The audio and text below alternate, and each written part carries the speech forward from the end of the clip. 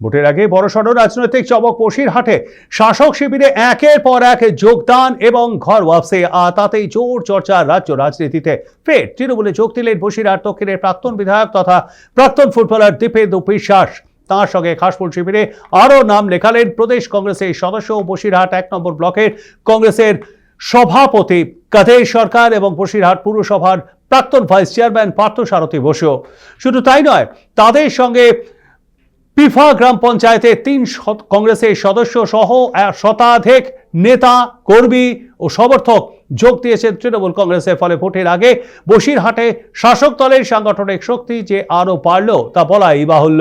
এদিন বসিরহাট সাংগঠনিক জেলা তৃণমূল কংগ্রেস কার্যালয় থেকে আনুষ্ঠানিকভাবে যোগদান পর্বটি সম্পূর্ণ হয়। উল্লেখ্য, দীপেন্দু বিশ্বাস এর আগেও তৃণমূলের টিকিটে বিধায়ক ছিলেন। 2021 সালে টিকিট না পেয়ে তিনি যোগ দিয়েছিলেন বিজেপিতে। সেখানেও টিকিট না মেলায় খাসপুর শিবিরে পরিবর্তন করলেন তিনি। সব মিলিয়ে বিধানসভা ভোটের আগে বসিরহাটে রাজনৈতিক লড়াই যে আরো জমে উঠেছে তা স্পষ্ট। আমরা যে পার্টিটা করে এসেছি ছোট